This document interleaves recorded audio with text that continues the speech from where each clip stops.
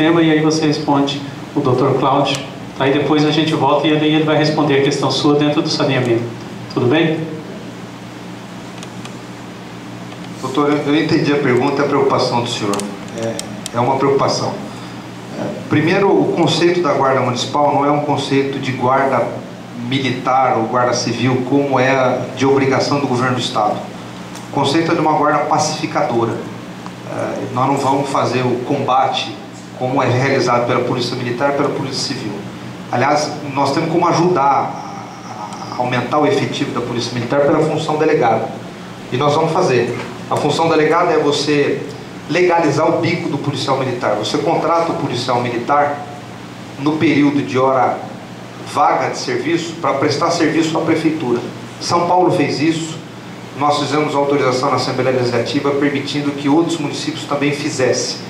Ou seja, enquanto o policial militar está na hora vaga, e se ele assim desejar, ele pode prestar o seu serviço para a prefeitura, com a estrutura do Estado, com o veículo do Estado, com o armamento do Estado e sob as garantias trabalhistas legais do Estado.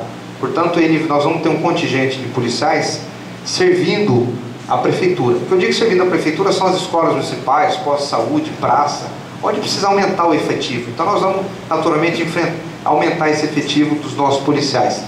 A guarda civil nossa, a guarda municipal nossa, não tem esse condão.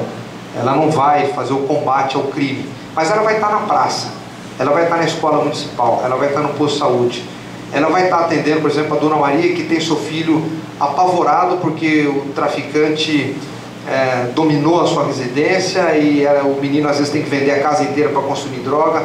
Essa guarda vai estar lá, ela vai ajudar, ela vai encaminhar esse dependente químico a uma entidade, ela vai dar esse apoio à pessoa, vai ser uma ronda pacificadora.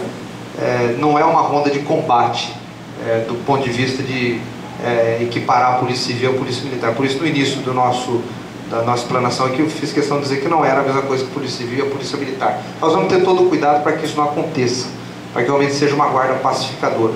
Se possível, não ser armada até. Se possível, ser uma coisa mais amistosa para poder atender as comunidades. Certo. Então vamos entrar na questão do saneamento básico, né? A pergunta é bem simples, né? Coleta e tratamento de esgoto. Essa obra vai terminar?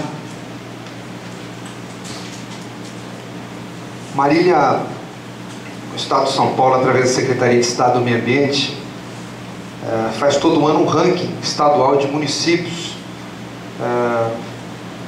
que cuidam do meio ambiente, né? Tupã ficou em 14º lugar, Garça ficou em 53º lugar. Vários municípios da nossa região se destacaram com posições favoráveis em relação ao cuidado do meio ambiente. Por tristeza nossa, de todos nós marilenses, o estado tem 645 municípios. Marília ficou 106º, 23º, 623. Foi um dos piores municípios em relação ao cuidado com o meio ambiente. Por esses dois motivos, o esgoto e o lixo. O esgoto, já existe um recurso destinado à finalização do tratamento de esgoto. Eu não tenho informações precisas disso, porque eu não estou na prefeitura, não tenho condições de dizer qual é a real situação desses recursos que me parece que veio do governo federal, através de fundo perdido. Mas eu tenho informação que já existem esses recursos. Portanto, se eles vierem, evidentemente que nós vamos terminar. Se não vierem, nós vamos no governo do Estado, o secretário de Estado de Saneamento, nós vamos buscar os recursos do Água Limpa e do FEIDO, que são programas do governo do Estado, que destinam recursos às prefeituras para sanarem esses problemas. Portanto, nós já temos onde buscar esses investimentos e definitivamente terminar essa obra tão desejada para todos nós. Fazer realmente a rede coletora, o tratamento, dar o destino final do esgoto de forma correta. A questão do lixo é vergonhosa.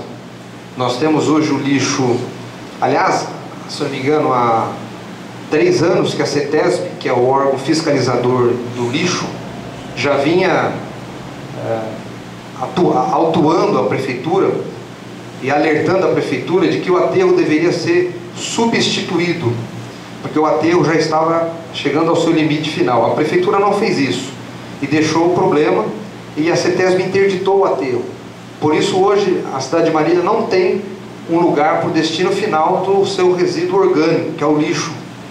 E com isso gerou um grave desperdício de dinheiro público, porque nós temos um contrato de 2 anos, de R$ 950 mil por mês, aonde saem todos os dias aqui 10 carretas para transportar o lixo de Marília para outra cidade perto de Rio Preto, a quase 250 quilômetros daqui. Isso é o chamado transbordo do lixo, é uma das maiores vergonhas que existem dentro do município. Nós jogamos no lixo R$ 1 milhão por mês, não é por ano não, é por mês, porque nós não temos o destino final do nosso lixo. Eu fui ver algumas soluções para nós resolvermos esse problema. Primeiro, nós temos hoje, dentro desse aterro, por incrível que pareça, uma mina de recursos. Esse aterro tem um valor muito alto, Vocês podem estar estranhando, mas tem. Esse aterro interditado hoje em Marília tem um valor excepcional. Segundo os técnicos me informaram, esse aterro de Marília deve valer hoje em torno de 5 a 10 milhões de reais. Você fala, por quê, Vice? Porque tem gás. Não é que nós vamos vender o gás para a usina, não usar isso para energia. Nós vamos fazer o crédito de carbono. Você tem uma compensação de crédito de carbono. As grandes empresas poluidoras precisam desses créditos. E segundo a Secretaria de Estado do Meio Ambiente, nós temos condições de vender esses créditos na Bolsa de Nova York. Portanto, eu já falei com os técnicos, falei com o secretário. Aliás, o secretário de Estado do Meio Ambiente é o deputado Bruno Covas, foi meu amigo na Assembleia. Nós vamos fazer essas intervenções para nós buscarmos os recursos para vender esses créditos que nós temos e usarmos esses recursos para algumas ações para definitivamente resolvermos esses problemas. A ideia do nosso governo é fazer uma coleta mais apropriada, porque hoje a coleta é vergonhosa. Os nossos trabalhadores, de forma indigna, estão coletando o lixo nas ruas sem o devido uniforme, sem o devido tratamento. Gostaria que vocês observassem como está o gari hoje na rua. O gari está trabalhando de forma indigna. O gari recolhe o lixo da nossa casa, da indústria, dos hospitais, sem luva. E eu já vi isso várias vezes, às vezes tomando chuva, nem capa sequer. Nós vamos modernizar a frota. A frota, ela vai ser feita com Mitu. Nós vamos colocar os containers em cada quarteirão, com coleta seletiva. O caminhão, de forma automatizada, recolhe esse container e joga dentro da caçamba, e o gari apenas observa se não vai cair nada no chão. Isso já em cidades do porte de Marília, na sua grande maioria, já funciona assim. E nesse item também nós estamos para trás, porque Marília ainda está trabalhando de uma forma atrasada. Portanto, a coleta será melhor. Segundo a destinação final da coleta, a melhor forma é a usina de reciclagem. O lixo hoje tem um valor muito importante. O lixo hoje vale recurso, tem valor. Você tem papel, plástico, alumínio, e a usina de reciclagem pode fazer tudo isso e pode depois dar a destinação final correta ao que não presta. E com isso, o que não presta pode transformar até em energia elétrica. Eu acho que com esses recursos que nós faremos com a venda desse gás que nós teremos condições de começarmos a implantar esses projetos. E tem outro problema, que às vezes as pessoas não se atentaram, que é o resíduo sólido. Essas caçambas que ficam na rua.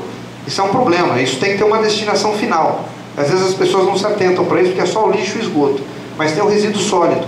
E Marília não tem destinação final do resíduo sólido. Não tem. São José do Rio Preto tem. O prefeito lá chama Valdomiro Lopes, foi deputado comigo em 2004, é um médico. O município gastou apenas R$ 1 milhão para dar o destino final resíduo sólido, que é todo aquele galho, telha, material de construção que vai juntando nessas caçambas. E eles fazem trituração de galho, aproveita coisas para construção civil. É uma coisa maravilhosa. Custou apenas R$ 1 milhão. Com um mês só desse desperdício que nós temos com o transporte. Nós temos um amplo trabalho, um amplo programa para nós enfrentarmos e ajudarmos a recuperar o meio ambiente. A sua questão, você considera respondida? Isso.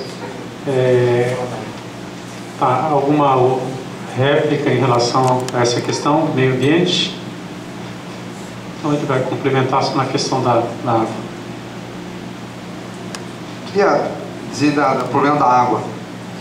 Desde 2004 não foram realizadas grandes obras para nós enfrentarmos o crescimento da cidade, da população e da indústria. Portanto, aumentou-se o consumo, mas não se aumentou-se a oferta de água. Isso gerou falta de água na Zona Sul, Zona Norte, um pedaço da Zona Leste, um pedacinho da Zona Oeste, e nós devemos enfrentar esse problema também. E nós temos soluções para isso. Primeiro, governar 4 anos, não é promessa de campanha, não. Se nós trabalharmos 4 anos, ano a ano, mês a mês, dia a dia, dá para fazer bastante coisa. É evidente que você não vai fazer tudo num mês, mas nós vamos ter programas para nós enfrentarmos isso durante todo esse nosso período na prefeitura. A água nós vamos enfrentar. Por exemplo, na Zona Norte, precisa terminar o Ribeirão dos Índios. Ali paralisou em 2004 e não terminou mais. Terminando o Ribeirão dos Índios, nós vamos conseguir resolver o problema de toda a Zona Norte. Você consegue ofertar milhões de litros de água por hora para poder atender toda aquela região. A Zona Sul precisam de 2 poços profundos e 2 reservatórios. O problema da Zona Sul é quando quebra a bomba. Quebra a bomba e você não tem reservatório, portanto falta água de imediato. E uma hora vai quebrar a bomba, porque é mecânico, quebra mesmo. Então nós precisamos ter um reservatório. No momento que quebra a bomba, 2, 3 dias esse grande reservatório suporta o período do conserto dessa bomba e não deixa uma situação alarmante de falta de água. Então nós são 2 poços profundos e 2 grandes reservatórios. Zona Leste e Zona Oeste, 2 poços também, um poço em cada região dessa resolve esses problemas. É claro que isso é com trabalho em 4 anos. E nós vamos buscar esses investimentos nos programas dos governos que ofertam esses recursos. FEHIDRO, Água Limpa, Secretaria de Estado de Saneamento, nós temos como buscar esses investimentos. E uma coisa importante, nós temos hoje um desperdício de 40% de água. É muito alto isso. Se nós conseguirmos aos poucos resolvermos esse problema, nós vamos também ajudar na oferta de água, que vai chegar na torneira de todas as casas. 40% hoje da água é desperdiçada, é muito alto esse número. O Japão 2% é desperdício, Marília é 40%. O que você vai fazer, Vinícius? Hoje é tubo de amianto, hoje é cimento de amianto. A nossa rede de água é muito antiga. Você tem hoje 40% de cimento de amianto. Nós vamos setorizar os problemas mais graves. É barato isso, não é caro. Nós vamos substituir por tubos de PVC. Existe uma tecnologia hoje que é um tubo de PVC ultra resistente e barato. Então nós vamos fazer uma rede paralela, desativar essa rede antiga, porque aquela água jorrando ali que a gente vê gera um problema de buraco, que depois a prefeitura não tampa, mas sobretudo o desperdício. Então, com a substituição em 4 anos, nós entendemos que nós vamos fazer bastante coisa para economizar água e modernizando a nossa rede. O tema agora seria a questão da educação. Considerando o IDH baixíssimo em nossa cidade e sabendo que a educação é a mola mestra que impulsiona o crescimento e a qualidade de vida das pessoas, como atuar junto às escolas de educação infantil e de ensino fundamental para garantir a participação cidadã dos nossos munícipes, sem que a escola se torne um pequeno restaurante para os estudantes? As nossas EMEIs e EMEFs, como todos os marilenses sabem, sempre foi reconhecida nacionalmente. E foi mesmo. Nós tivemos grandes avanços, sobretudo de 96 a 2004, a Marília foi reconhecida com grandes prêmios. E nós perdemos alguma qualidade. Hoje a nossa rede municipal se sustenta pelo bom funcionário que existe lá. Mas há uma reclamação generalizada por conta da falta de infraestrutura. A falta de material básico nas escolas. Eu tenho notícias e denúncias de professores, educadores que narram para mim que faltam material de higiene básico, que às vezes tem luz queimada que não é substituída, e o que é mais grave, às vezes falta material didático. Eu ouvi professor dizer que tem que cortar a borracha em 2 para poder dar para o aluno, servir 2 alunos. Isso na cidade do Porte de Marília é inadmissível. Nós há 2 anos que nós não entregamos uniforme de inverno e verão. Eu digo nós, eu digo a prefeitura municipal, e que também é um descaso, porque historicamente sempre entregou uniforme de inverno e verão, e os senhores e as senhoras sabem a importância que tem o uniforme para a escola. Primeiro identifica o aluno na rua. Nós vamos ter todos os nossos alunos identificados na rua. Segundo, você cria oportunidade de igualdade entre os alunos. Você sabe que às vezes tem criança mais humilde na escola, que às vezes vai com uma roupa rasgada, ou vai com uma roupa mais surrada, e isso pode gerar até um conflito de preconceito dentro da sala de aula. Então o uniforme resolve esse problema. É importante você ter esse serviço, prestar esse atendimento, doar esse atendimento para os alunos. E essa é uma das nossas prioridades. Nós vamos fazer com que isso aconteça. Nós não vamos admitir que Marília não deixe de doar o uniforme de inverno e verão, material didático e daí por diante. Esses serviços são essenciais para a educação e há recursos. Porque nós temos um financiamento da educação, recursos extraordinários, uma obrigação constitucional de no mínimo 25% do orçamento, portanto há recursos. E o nosso governo vai investir nisso. Nós temos que expandir algumas vagas. Hoje nós temos um problema de creche, que é de 0 a 3 anos. Há uma demanda gigantesca na Zona Norte, na Zona Sul. Em alguns bairros as mães não têm condição de trabalhar porque não têm onde deixar seus filhos. E às vezes tem que pagar um profissional para poder atender a criança lá. Portanto, nós vamos fazer expansão de vagas, sobretudo nas creches. As nossas EMEIs e EMEFs, elas têm já uma boa estrutura. O que nós vamos fazer são reformas e ampliações para garantir as ofertas de novas vagas ao crescimento da cidade. Com isso nós atendemos essa prioridade de EMEI e EMEF, que é fundamental para o crescimento da cidade. Mas há um déficit muito grande em relação ao nosso querido berçário, né, que é a creche, né, que é a criança de 0 a 3 anos. Isso ficou para trás. Não foram feitos os investimentos necessários desses dois setores. A questão da qualificação dos nossos profissionais. Há algum tempo que eu escuto também os professores reclamando. Nós não tivemos nesse período, pela administração pública, cursos de qualificação, de profissionalização, na rede educacional nossa como um todo. Há uma desmotivação por alguns que não tiveram esses cursos de profissionalização. E pelo histórico nós sempre tivemos. Portanto, nós devemos enfrentar isso também. A rede nossa vai participar anualmente de qualificação dos seus profissionais. Pois não, professor? A réplica.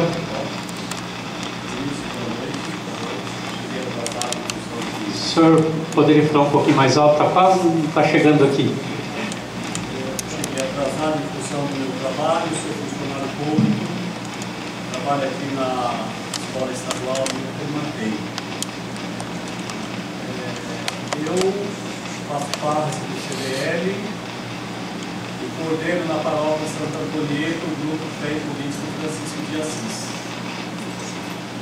E a diretriz da nossa igreja coloca que quem paga imposto tem o direito de participar da sua destinação. E a política atual posta faz com que o povo sempre espere. Eu queria saber da tua parte, claro, isso que você diz aqui, uma proposta, que lá chegando é que você vai elaborar o seu plano de governo. Em quantos dias você fará público em cada setor dessa cidade o seu plano de governo? Quantos dias eu farei público o meu programa de governo? Porque falar é uma coisa, detalhar. Deixa eu dizer para o senhor. Eu entendi a sua pergunta. Com cronograma. Eu entendi a sua pergunta. Cronograma, período de avaliação, para que o povo participe e tenha consciência do andamento do seu governo, para que possa avaliar após os 100 dias. Porque se não tem cronograma, o povo fica sempre esperando. E o governo tem sempre uma desculpa. Então é preciso, uma vez chegado ao poder, tendo pé dos recursos que se dispõe, elaborar o plano de governo e colocar, fazê-lo acessível a cada grupo comunitário das regiões da cidade, para que possa acompanhar a execução. Muito bem. Hoje, como eu disse no começo da nossa explanação, através de uma legislação que entrou em vigor nesse segundo trimestre, nesse comecinho, no finalzinho desse semestre, todo o poder público é obrigado a publicar os gastos, despesas, investimentos, receitas na internet e nas redes de computadores, etc. Então, isso não é nem uma questão de política, de programa de governo, e etc, etc. Já é uma obrigação legal. Eu já entendi que era importante. Portanto, mais do que isso, agora, por lei, sob pena de responsabilidade, o poder público deve noticiar isso, esclarecer isso, divulgar isso à população. E nós faremos com absoluta tranquilidade, com absoluta transparência, sem nenhum problema. Inclusive, na oportunidade, nós vamos fazer uma auditoria na Prefeitura, que nós queremos disponibilizar também à população. Ainda no campo da educação, você faz uma leitura histórica de que nós sempre tivemos uma boa qualidade. Como operacionalizar que essa qualidade volte, até em termos de formação de novos profissionais? Como fazer isso? A perca se deu durante alguns períodos por falta realmente de infraestrutura e qualificação dos nossos profissionais. Os casos da estrutura física comprometeu bastante. Alguns prédios com vazamento, com água, chove, perdemos qualidade nesse sentido. Nós perdemos qualidade na sua infraestrutura, né? Perdemos no material didático, por conta de que alguns pais e mães às vezes têm que desembolsar recursos próprios para poder custear o material didático. Isso não tem notícia de ter acontecido anteriormente na história da cidade, desde que eu conheço como gente. E o problema da profissionalização, né, da qualificação de mão de obra dos nossos professores. Nós ficamos um bom período sem essa atualização. Então tudo isso gerou realmente uma perda de qualidade. Aliás, eu queria que os senhores soubessem, eu fiz, e acho que fui um dos únicos candidatos que fiz o programa de governo participativo. Eu ouvi toda a comunidade. Estive lá no Santo André, o senhor até esteve lá na audiência pública. Eu me lembro do senhor, o senhor esteve lá dando algumas sugestões lá para o bairro, fez as explanações que o senhor achou também importantes. Então eu ouvi todos os bairros da cidade, todos os distritos, e ouvi todas as comunidades, e todos os segmentos, religiosos, comerciais, empresariais, comunidades de base. Nós fizemos um programa de governo participativo e ouvi os segmentos do funcionalismo. Eu conversei com a educação, conversei com os professores, com auxiliares de escrita, com os diretores, conversei com os médicos, com os garis, conversei com os agentes comunitários de saúde. Eu conversei com todos os segmentos para poder elaborar o nosso programa de governo e poder entender também as coisas que faltavam para o nosso município. Por isso, quando eu digo aqui, são coisas que eu aprendi, coisas que eu vi dessas pessoas que me relatavam neste dia a dia. Dentro dos temas que a comissão estudou aqui e propôs para discussão, então encerrou-se os temas. Vou devolver a palavra novamente. Agora, quem vai falar pela comissão? Padre Edson, vai dar a palavra final. Sim. Tem mais um minuto para considerações, outras? Sim, geral. Pode, é agora. Então, e depois desse instante, então, aí a gente devolve a palavra para as suas considerações e aí a gente encerra. Padre Edson. Bom, uma primeira questão uma vez que a tua atuação desde os 21 no Estado, que é sempre uma geografia muito maior do que o município, quais são as reais intenções de deixar, por exemplo, de ser a segunda voz do governador para atuar politicamente em Marília, entre aspas, reduzindo o teu campo de ação? Então, seria uma pergunta... boa pergunta, esclarecedora para mim, Padre Edson. As pessoas imaginam que ser deputado é ser mais ou menos que prefeito. Não é. É um grande equívoco. São funções públicas diferentes, totalmente diferentes. A função do prefeito ela é tão quanto importante quanto a do deputado estadual. São atuações diferentes. A Assembleia Legislativa é um poder colegiado. O deputado ele não executa nada. Ele vota leis. Ele faz a reivindicação ao governador. Ele não tem o poder de decisão. A tal modo que eu particularmente acho a atuação do prefeito muito mais importante. Eu considero o prefeito, o poder executivo como si, que daí nós temos o prefeito, o governador e o presidente, funções muito mais importantes e realizadoras do ponto de vista de práticas públicas do que o legislativo. O legislativo é gratificante, tem sua importância, mas realmente o executivo é que dá condições do homem público poder atuar. E é mesmo, o próprio nome diz isso, o poder executivo e o poder legislativo. Portanto, quando eu venho para Marília, não é se rebaixar, muito pelo contrário, é poder atuar mais, é poder fazer mais, e aí pela minha cidade. E por que eu decidi ser candidato? Porque eu entendo que eu tenho condições de ajudar o município, pela experiência que eu adquiri, pela vida pública que eu adquiri, pelo relacionamento que eu construí em São Paulo, com os secretários de governo, com o próprio governador, com as pessoas em Brasília. Eu tenho credibilidade política para buscar esses investimentos. Eu tenho uma boa articulação política para buscar esse investimento para a cidade de Marília. Portanto, diante de todos esses quesitos, a minha história com a cidade, eu conheço as pessoas aqui no município, eu conheço os problemas da cidade, eu conheço as necessidades, eu conheço as prioridades do povo. Tudo isso me fez tomar uma grande decisão, que é enfrentar mais uma vez esse desafio. Porque é um grande desafio. Marília passa por um momento difícil e vai precisar de muito trabalho e de articulação política, pública, de articulação com as pessoas para poder enfrentar esses desafios. Portanto, eu vejo isso como um grande desafio. Para mim, eu vejo isso até como um grande trabalho, não é de forma nenhuma rebaixar, muito pelo contrário. Os grandes líderes, eles alcançaram grandes postos, como governador, presidente, não sendo só legislativo, passaram por prefeituras, ganharam musculatura política, ganharam experiência administrativa e aí sim conseguiram atingir outros postos na vida pública.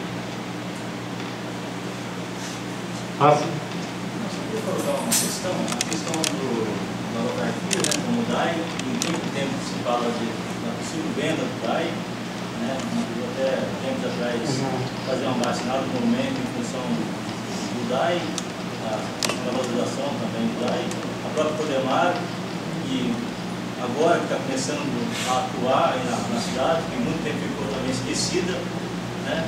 Essa questão da autarquia, e também a questão das regionais, aí, das prefeituras, Zona Norte, Zona Sul, se você tem alguma intenção de implantá-las.